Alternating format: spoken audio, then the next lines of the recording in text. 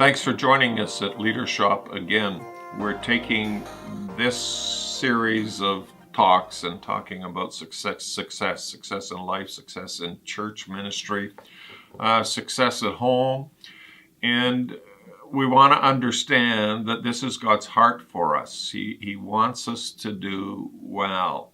The enemy wants to rob and kill and destroy, but God's heart for us is to do well.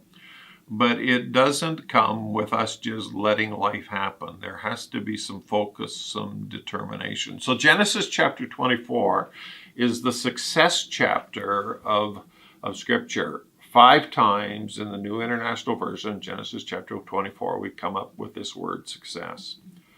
And it's the story of Abraham. And we talked about last week this important starting point in being successful is to address where you are now. Abraham knew where he was.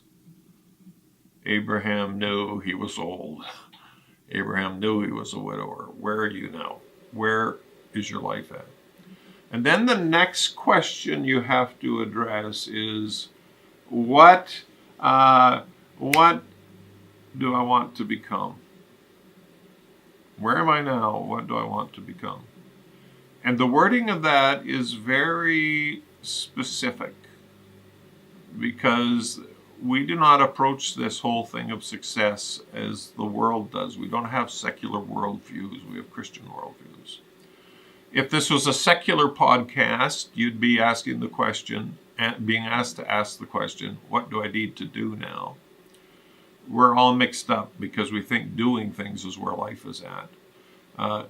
It's who we're supposed to become. And when the becoming becomes right, all the other stuff falls into place. Out of the abundance of the heart flows the issues of life.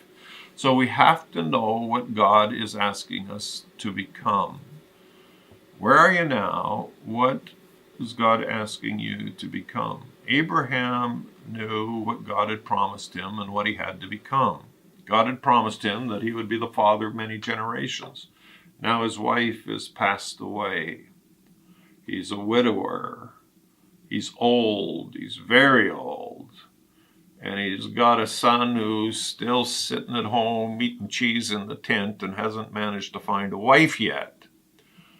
And Abraham knew what he had to do. God wanted him to become a grandfather so he could become the father of many nations. He knew what he had to become. You have to know what God is calling you to become. What's God asking you to become? Is God asking you to become a person who spends more time thinking about next steps? Is God asking you to become a more patient leader? Is God asking you to become a more visionary leader? Is God asking you to become a person of deep consecration to prayer and seeking God's face? What is God asking you to become? Don't just wander through life. Make an honest evaluation of where you're at now and then answer the question, what is God asking me to become? We'll continue this chat again next week. Hope you'll be able to join us.